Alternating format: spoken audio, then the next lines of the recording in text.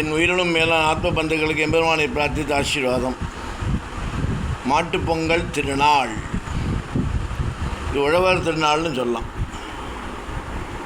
விவசாயம் காக்கப்பட வேண்டும், விவசாயி காக்கப்பட வேண்டும், விவசாய பொருட்களும் பாதுகாக்கப்பட்டு அதன் மூலம் விவசாயி மன நிறைவோடு மன நிம்மதியோடு வாழ வேண்டும்.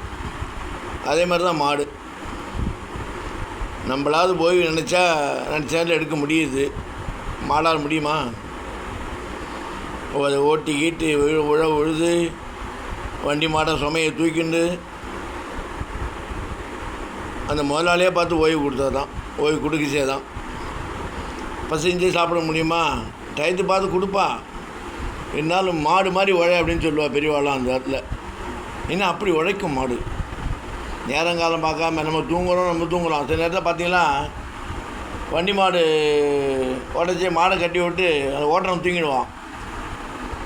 8, 9, 10 நைட்டு அது பாட்டு கரெக்டாக போய் சேரும்.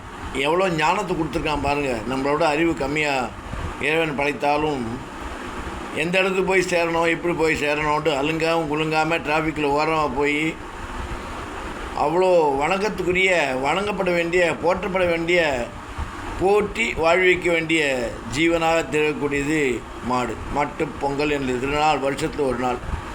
அதை குளிப்பாட்டி கொம்புக்கு வர்ணம் பூசி அது சலங்கெல்லாம் கட்டி அதுக்குன்னு தனியாக படையல் போட்டு வணங்க வேண்டிய, வணக்கத்துக்குரிய, வணங்க வேண்டிய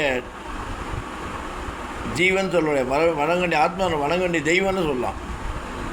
விவசாயம் எப்படி தெய்வமோ, விவசாயி எப்படி தெய்வமோ, விவசாயத்தை நடத்தி கொடுக்கக்கூடிய மாடும் தெய்வம்தான்.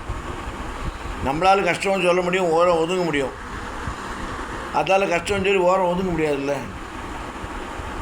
அப்பேற்பட்ட திருநாளாகிய இன்று மதித்து அதற்கு ஆனந்தத்தை கொடுக்கக்கூடிய அளவிற்கு நாம் அதை பாதுகாத்து, விவசாயியும் பாதுகாத்து, விவசாயத்தையும் பாதுகாத்து, அதற்கு முழு உழைப்பாக முழு ஒத்துழைப்பு கொடுக்கக்கூடிய மாடுகளையும் பாதுகாத்து, ஏன்னா விவசாயத்தை வச்சு தான் நாட்டோட முதுகெலும்பு.